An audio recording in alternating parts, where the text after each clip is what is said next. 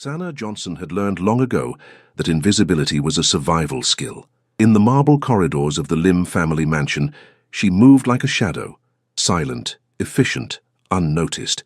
But today, as she balanced the silver tray of champagne flutes, her hands trembled, not from the weight, but from the man standing 30 feet away in the grand foyer.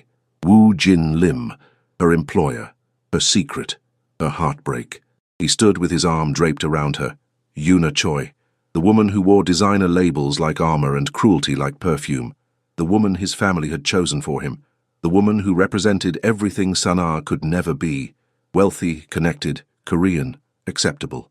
Sana's mother had been the Lim family's nanny for 20 years before cancer stole her away 2 years ago. Mrs. Lim had promised, with tears streaming down her face at the funeral, that Sana would always have a place in their home. A job, security, gratitude for her mother's decades of devotion. What Mrs. Lim didn't know was that her son had kissed Sana in the garden 5 years ago, underneath the magnolia tree, and whispered promises neither of them could keep. Now, Yuna's laughter echoed through the foyer like breaking glass, and Sana forced herself to breathe. The Lim family's annual spring gathering had transformed the mansion into a showcase of power and wealth. Atlanta's elite moved through the rooms: politicians, business moguls, and the carefully disguised members of the Korean criminal underworld that Woo Jin commanded with ruthless precision.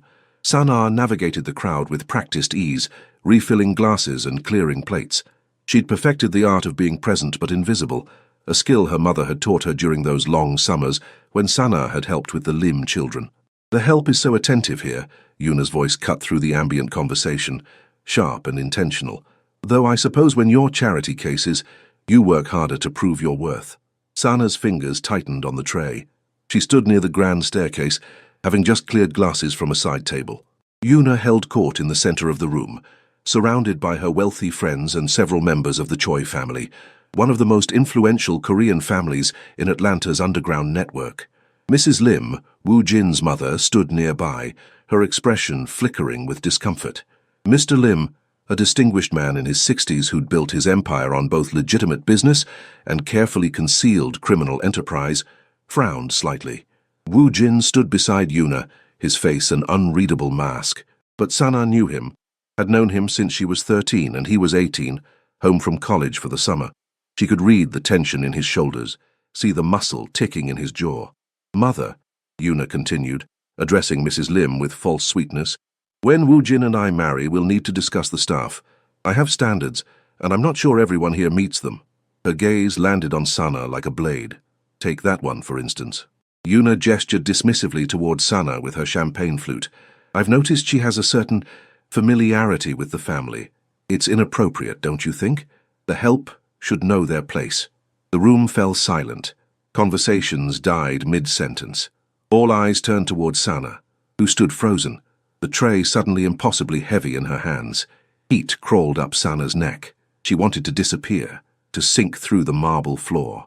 But her mother's voice echoed in her memory. "Keep your head high, baby girl, don't ever let them make you small." "I apologize if I've made anyone uncomfortable," Sana said quietly, her voice steady despite the storm raging inside her chest. "That was never my intention." "Apologize?"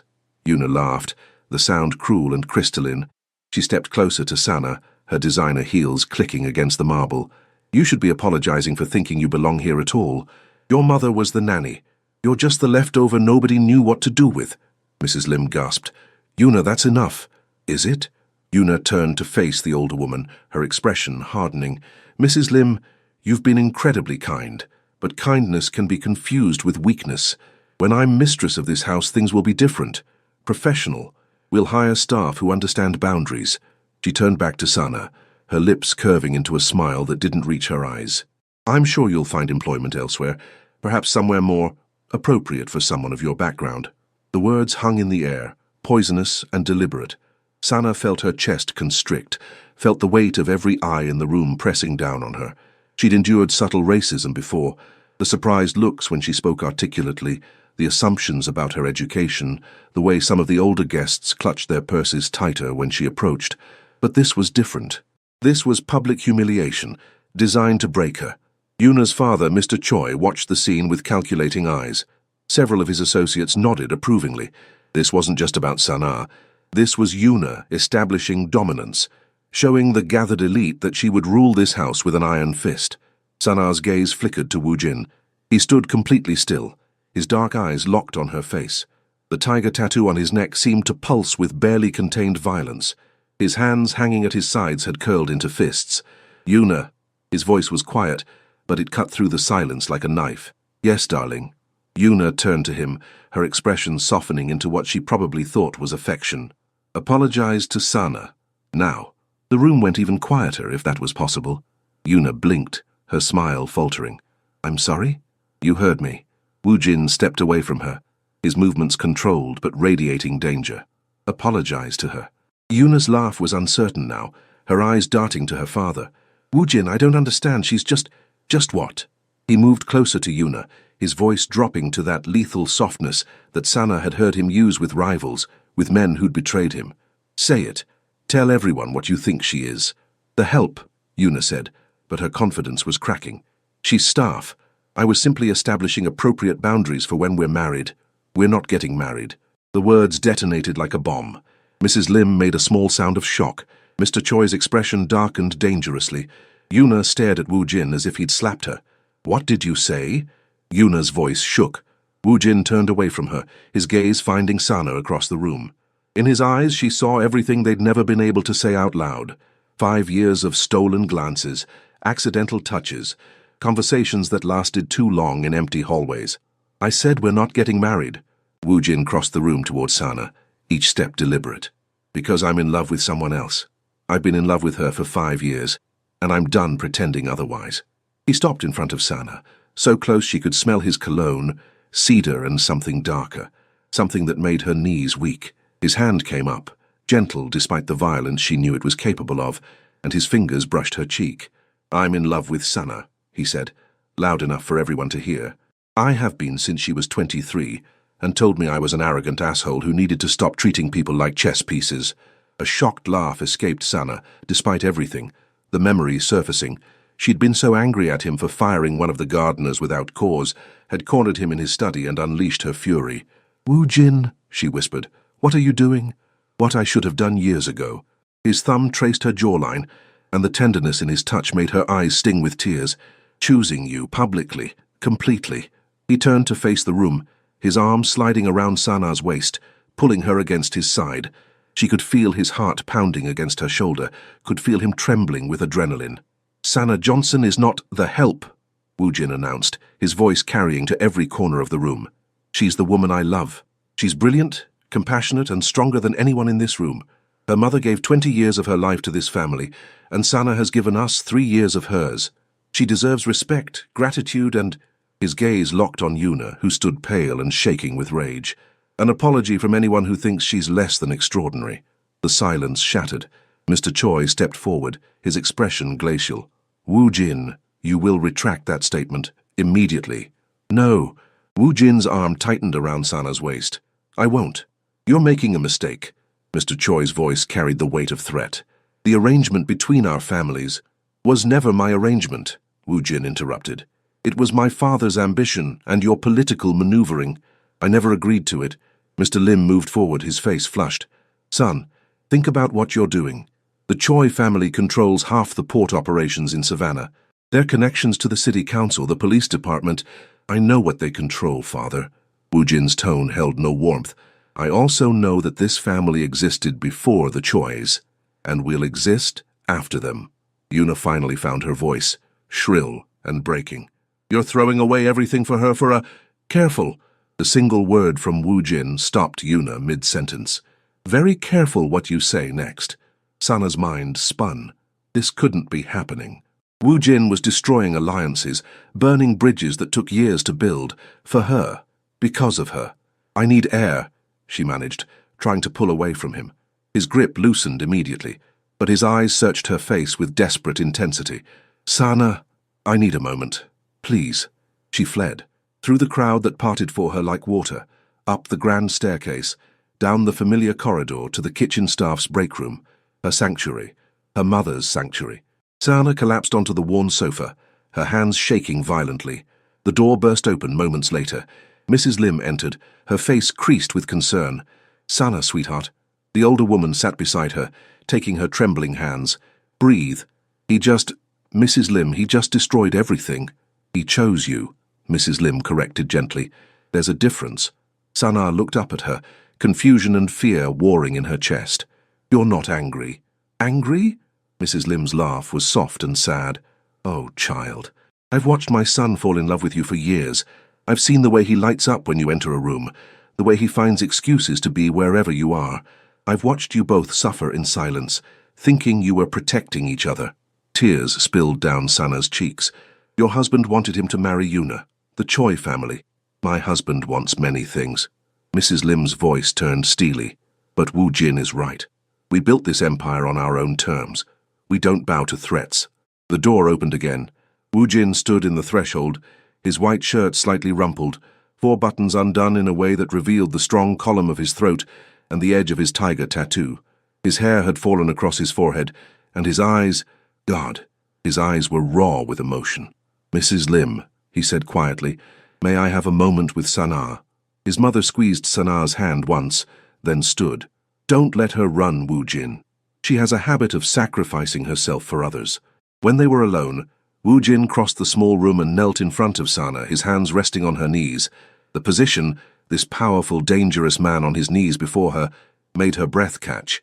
I'm sorry, he said. I should have done this differently. Should have warned you, talked to you first. You just declared war on one of the most powerful families in Atlanta. Sana's voice shook. For me, Wu Jin, they'll come after you, after your business, your family. Let them try. His hands slid up to cup her face, forcing her to meet his gaze. Sana, I've spent 5 years watching you from across rooms, 5 years pretending I didn't love you, 5 years dying every time another man looked at you, every time you smiled at someone else. We agreed. I know what we agreed, that it was impossible, that the world wouldn't accept us, that my family needed me to make a strategic marriage. His thumb brushed away her tears. But tonight, watching Yuna humiliate you, seeing you stand there trying to be invisible when you're the most radiant person in any room, I couldn't do it anymore. Your father's alliance. My father will understand or he won't. But I'm not sacrificing you for business. Wu Jin's voice turned fierce. Never again. Sana closed her eyes, overwhelmed. This is insane. Probably. She felt him smile against her palm as she touched his face. But I've been slowly going insane without you anyway. This version at least ends with you in my arms. The Chois won't let this go. No, he agreed. They won't. She opened her eyes, studying him. The strong line of his jaw, the intensity in his dark eyes, the tiger tattoo that disappeared beneath his collar. He'd gotten it 5 years ago, after their first kiss. A tiger to protect what he loved. Her. He'd been protecting her all along, even when it meant staying away. What happens now? She whispered. Now. Wu Jin rose, pulling her up with him. Now I take you downstairs and introduce you properly. Not as staff, not as a charity case, as the woman I intend to spend my life with. Wu Jin, I know you're scared. I am too. His forehead pressed against hers, his breath warm on her lips. But I'm more scared of losing you, of waking up in 20 years and realizing I let the best thing in my life slip away because I was a coward. You're not a coward, she said fiercely. You're the bravest person I know. Then be brave with me. His hands slid into her hair, carefully, reverently, knowing how intimate the gesture was for her. Say you'll try. Say you'll let me fight for us.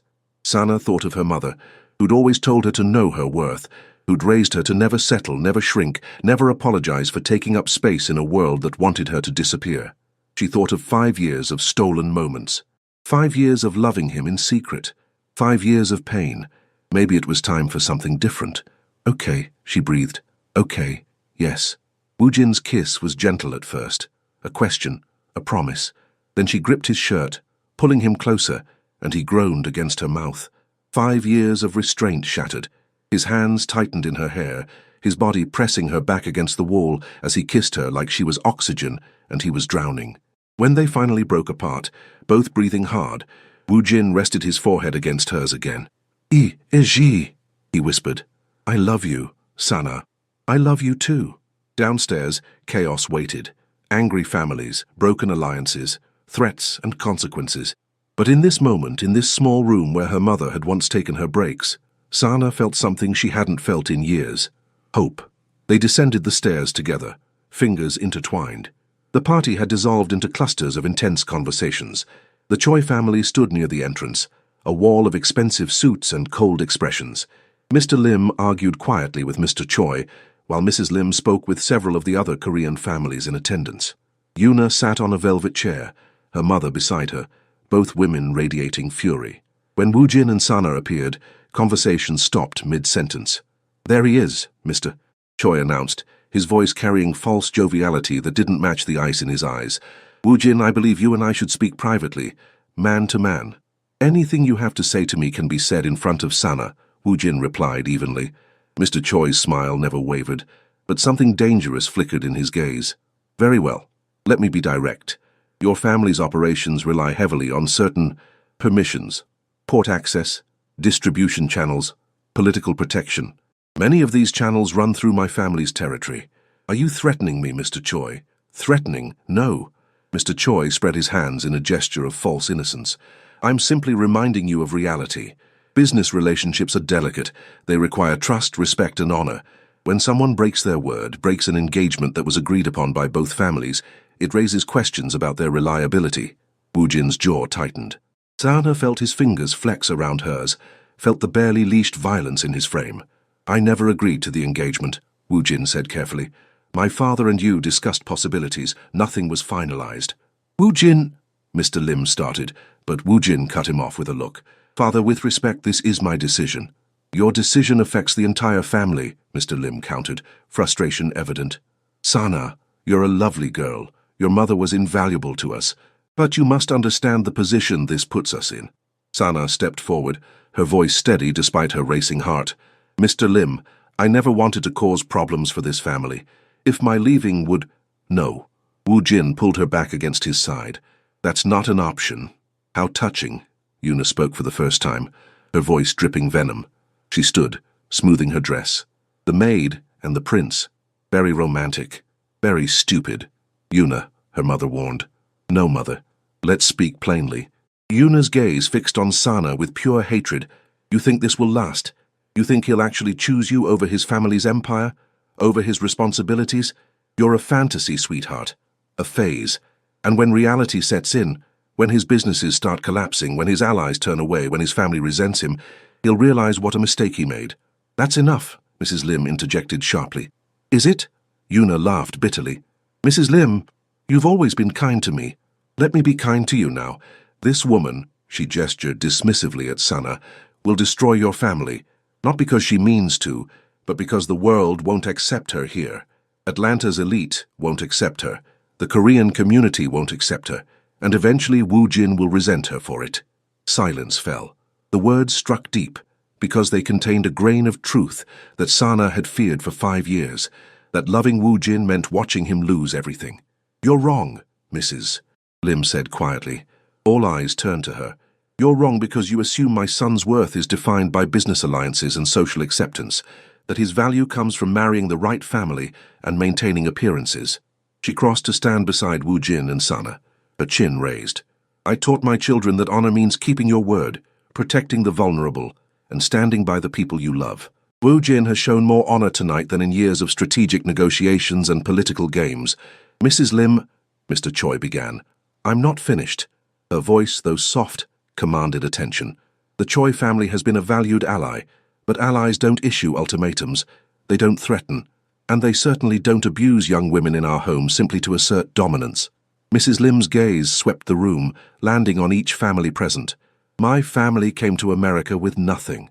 We built our success through hard work, strategic thinking, and yes, sometimes through methods that exist in gray areas. But we've always maintained one principle: loyalty to those who've been loyal to us." She placed a hand on Sana's shoulder. "Sana's mother gave us 20 years of devoted service. She loved our children as her own.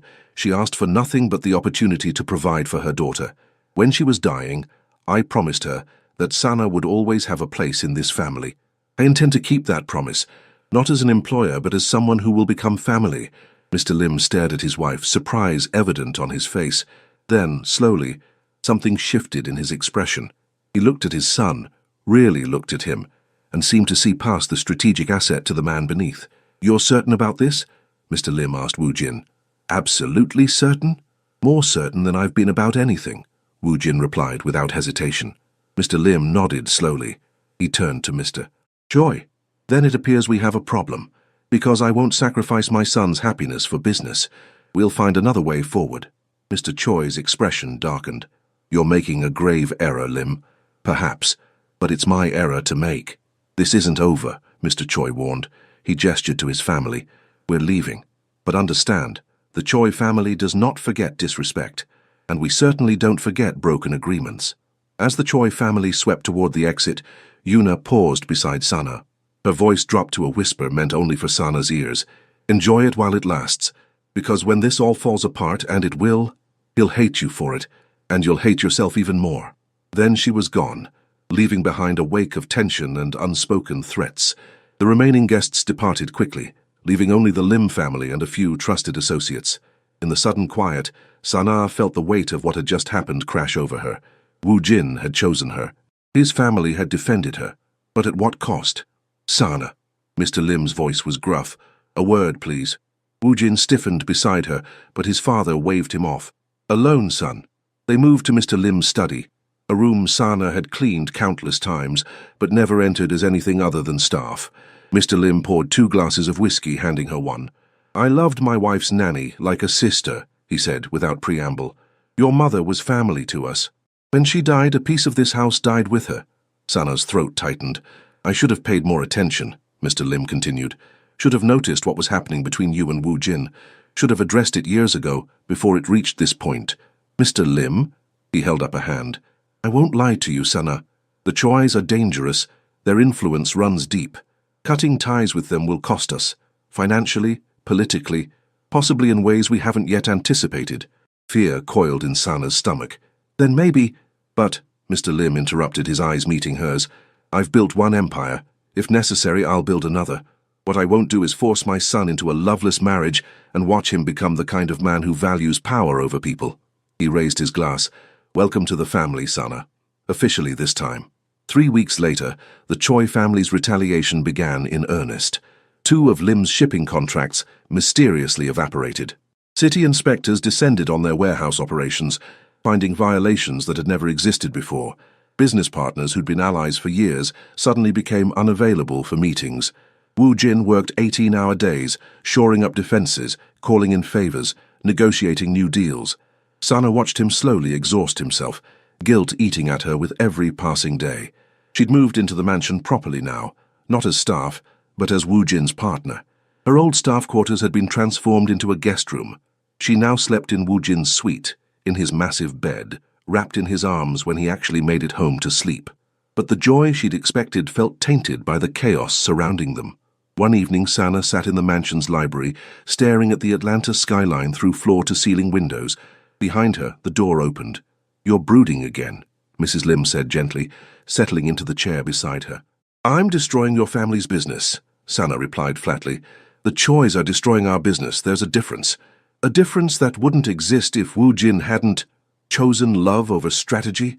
Mrs. Lim smiled sadly. Sana, I need to tell you something about my marriage. Sana turned to face her, surprised. When I met Mr. Lim, I was nobody, Mrs. Lim began. My family had come from Korea with nothing. I worked 3 jobs to support my younger siblings. Mr. Lim was already building his empire, legitimate and otherwise. When he told his family he wanted to marry me, they threatened to disown him. What did he do? He chose me anyway. Mrs. Lim's eyes misted with memory. We struggled for years. His family did cut ties. We had to rebuild from nothing, prove ourselves all over again. But we did it together, and we were happy. She took Sana's hand. Eventually, his family reconciled with us. They saw that our marriage made him stronger, not weaker. That I was an asset, not a liability. The same will happen with the Chois, or it won't. But either way, Wu Jin made the right choice. How can you be sure? Because I see the way he looks at you. Mrs. Lim squeezed her hand. The same way Mr. Lim looked at me 40 years ago, like you're his whole world. The library door slammed open. Wu Jin strode in, his face dark with fury, his phone clenched in his fist. Blood stained his white shirt. Not much, but enough to send Sana's heart into her throat. Wu Jin! She rushed to him, her hands frantically checking for injuries. What happened? Are you hurt? I'm fine. His voice was tight, controlled in that dangerous way that meant he was barely holding it together. "But we need to talk." Mrs. Lim quietly excused herself. When they were alone, Wu Jin's composure cracked. He pulled Sana into his arms, burying his face in her neck, his body shaking with barely suppressed rage. "They went after one of our suppliers," he said against her skin. "A man who's worked with my family for 15 years. The Choi sent people to his home, threatened his daughter, a college student, Sana. They threatened a kid to get to me." Sana held him tighter, her heart breaking. "The blood. I had a conversation with the men who delivered the threat." His voice turned cold. "They won't be delivering any more messages." She pulled back to look at his face, at the tiger tattoo on his neck that seemed to pulse with his rage. "This is escalating. Yes, people are getting hurt. Yes." "Wu Jin, don't." He cupped her face with both hands, his eyes boring into hers. "Don't you dare suggest leaving. Don't you dare try to sacrifice yourself to end this. But if you left, I would burn this entire city to the ground finding you." His voice dropped to a lethal whisper. "If you walked away from me now, Sana, I would become the monster everyone thinks I am. You're not what's destroying me. You're the only thing keeping me human." Tears spilled down her cheeks. "I can't watch you lose everything because of me." "Then watch me fight for everything because of you." He kissed her fiercely, desperately. "Watch me build something better, something that isn't dependent on the approval of men like the Chois." "How?" "I don't know yet." He rested his forehead against hers. "But I'll figure it out, I always do." A knock on the door interrupted them. One of Wu Jin's lieutenants, a man named Seung, entered, his expression grim. "Boss, we have a situation. The Chois have called a meeting. All the major Korean families in Atlanta, they're pushing for a vote to formally cut ties with us, maybe more." Wu Jin's jaw clenched. "When?" "Tomorrow night, at the Choi estate." "Then I'll be there." "Boss, it could be a trap. You walk into their territory." "I'm going," Wu Jin said flatly. "Set it up." After Seung left, Sana grabbed Wu Jin's arm. "You can't go there alone. If they're trying to isolate you, I won't be alone. I'll bring my people." "That's not what I mean." She took a breath. "I'm coming with you." "Absolutely not." "Wu Jin..." "Sana, these men are dangerous. If something goes wrong, I want to be there." She squared her shoulders. "They're doing this because of me, because of us. I won't hide while you face them alone. You'll be in danger. I've been in danger since the moment you kissed me 5 years ago," she countered. "I'm done hiding. I'm done being the reason you have to fight alone. If we're doing this, if we're really choosing each other, then we face it together." Wu Jin stared at her for a long moment. Then, slowly, he smiled. A real smile. The kind she rarely saw but treasured when she did. "Teresh 1514, he murmured. "Ne Kyoya, you're mine." "What does that mean?" "It means you're mine," he repeated in English. "My partner, my equal, my everything." He pulled her close, his lips brushing her ear. "Tomorrow night, we walk into that meeting together. We show them that we're unbreakable, that they can take our business, our allies, our money, but they can't take us." Sana nodded against his chest, feeling his heart beat strong and steady beneath her cheek. Tomorrow they would face the storm together. The Choi estate sprawled across 5 acres in Buckhead, Atlanta's wealthiest neighborhood. As Wu Jin's black SUV pulled through the gates, Sana's pulse hammered in her throat. Behind them, 2 more vehicles carried Wu Jin's most trusted men. "Last chance to stay in the car," Wu Jin said quietly, his hand finding hers. "Not a chance." His fingers tightened around hers. "Stay close to me, no matter what happens." The main house blazed with light. Inside, the grand ballroom had been arranged like a tribunal, rows of chairs facing a raised platform, where Mr. Choi sat flanked by the heads of Atlanta's most powerful Korean families. At least 50 people filled the room, their conversations dying as Wu Jin entered, with Sana on his arm. The shock rippled through the crowd like electricity. Several older women whispered behind their hands. Men's expressions hardened. Yuna, seated near her father, went pale with fury. "Wu Jin, Mr. Choi's voice boomed across the room. "How kind of you to join us, though I don't recall extending an invitation to your companion." "Where I go, Sana goes," Wu Jin replied evenly. "If that's a problem, we can leave now." Mr. Choi's smile was razor-sharp. "No, please, stay. In fact, your presence makes this easier. We've gathered tonight to discuss the future of Korean business interests in Atlanta, specifically how certain choices affect us all."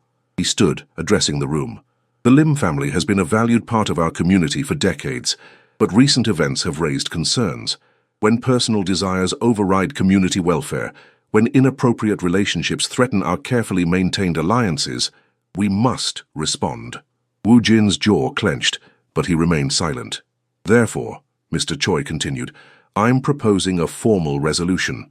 The families gathered here tonight will cease all business dealings with the Lim organization until such time as Wu Jin demonstrates his commitment to our community's values. And what values are those? Wu Jin's voice cut through the murmurs. The value of arranged marriages, of sacrificing happiness for profit, of turning our backs on those we claim to care about. The value of loyalty, Mr. Choi shot back, of honoring agreements, of maintaining the standards that have allowed our community to thrive in this country. Standards that include publicly humiliating a woman whose only crime was existing in the wrong skin? Wu Jin stepped forward, pulling Sana with him.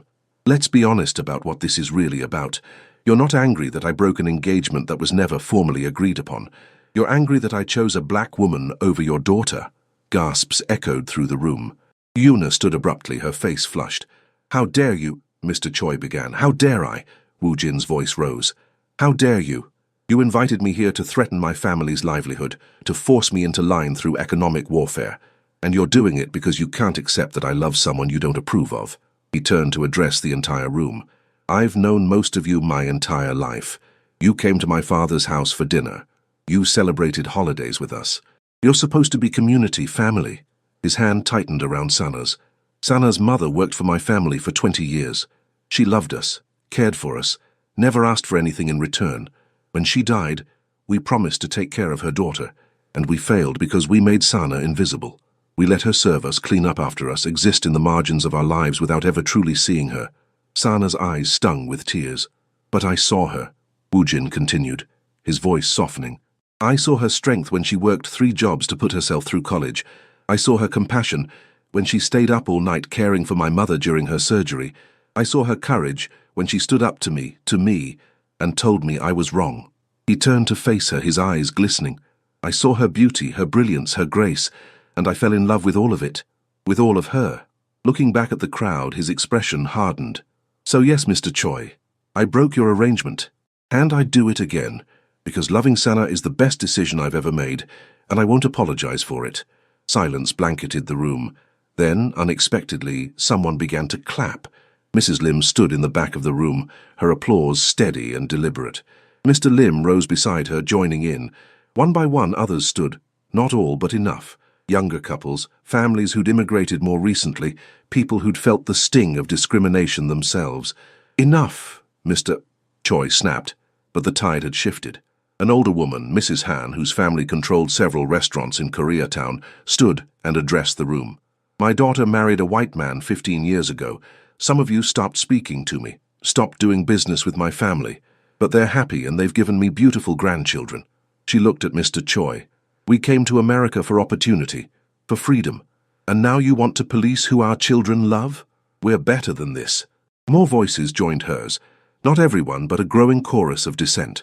Mr. Choi's face darkened dangerously. You're making a mistake, all of you.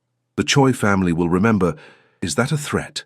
Wu Jin stepped forward, his body language shifting into something lethal. Because I'm tired of your threats, Mr. Choi. Tired of you using fear to control people.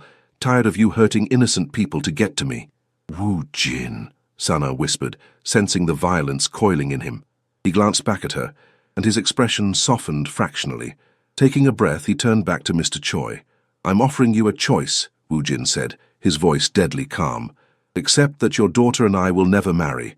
Cease your attacks on my family's business, and we can find a way to coexist in this city. And if I refuse, then we go to war. Wu Jin's smile held no warmth. And I promise you, Mr. Choi, I've been preparing for this fight a lot longer than you realize. I have allies you don't know about, resources you haven't accounted for, and unlike you, I have nothing left to lose except her. He pulled Sana closer. Which means I'll fight dirtier, harder, and longer than you can imagine. The threat hung in the air. Mr. Choi's hands clenched into fists, his face purpling with rage. For a moment, Sana thought he might actually attack Wu Jin right there. Instead, Yuna placed a hand on her father's arm. Daddy, let's go. He's not worth it. But her eyes, when they met Sana's, were filled with something other than hate. Resignation, perhaps, or recognition that she'd lost. Mr. Choi shook off his daughter's hand. You'll regret this, Woo-jin. All of you will. He stormed out, his family following. About a third of the room left with them, but two-thirds remained. Mrs. Han approached, smiling at Sana. Welcome, dear. I look forward to getting to know you. Others came forward, cautiously at first, then with growing warmth. Not everyone, but enough to matter. As the crowd slowly dispersed, Woo-jin pulled Sana into a quiet corner of the garden outside. We didn't win, he said quietly. Not completely. The choice will keep coming at us. I know. This is going to be hard. People will judge us. Some doors will close. I know that too. He cupped her face, his thumbs brushing her cheekbones. But I meant every word in there. You're worth it. You're worth all of it. So are you, she whispered. His kiss was tender, reverent, so different from the violence he'd barely contained moments ago. This was the man beneath the Mafia boss, the heart beneath the armor. Iji, he breathed against her lips. I love you, Sana Johnson. I love you too, Woo-jin Lim. 2 years later, the restaurant's grand opening drew crowds from across Atlanta. Magnolia and Kimchi, a fusion restaurant celebrating Southern soul food and Korean cuisine, had been Sana's dream for years. Now with Woo-jin's backing and Mrs. Lim's recipes, it was reality. Sana moved through the packed dining room in an elegant emerald dress, greeting guests. Her natural hair flowed in perfectly defined coils down her back. Confidence radiated from her, hard-won and precious. Woo-jin watched from the bar, pride evident in his expression. The past 2 years had been challenging. Some battles with the Choi continued, but they'd found their footing. New alliances, new strategies. A business empire rebuilt on different terms. Mr. Lim had gradually transitioned the family's operations toward legitimate enterprises. Woo-jin now ran a successful import-export business, consulting firm, and real estate company, all legal, all thriving. She's beautiful, Mrs. Lim said, appearing beside her son. Your father and I are proud of you, both of you. Woo-jin smiled. I couldn't have done any of this without her. We know. His mother squeezed his arm. Oh, before I forget, Yuna got engaged. To a senator's son. Her father finally got his political connection. Good for her, Woo-jin said, meaning it. Sana caught his eye across the room and smiled. That brilliant smile that still made his heart stutter. She'd been his salvation, his transformation, his redemption. He crossed to her side, sliding an arm around her waist. Ready for your speech? He murmured. Almost. She turned in his arms, her hand resting over his heart. Thank you. For fighting for us, for believing we could have this. Always, he promised. You're mine, Sana, forever. Forever, she agreed. And in that moment, surrounded by friends, family, and the life they'd built together, they were exactly where they belonged.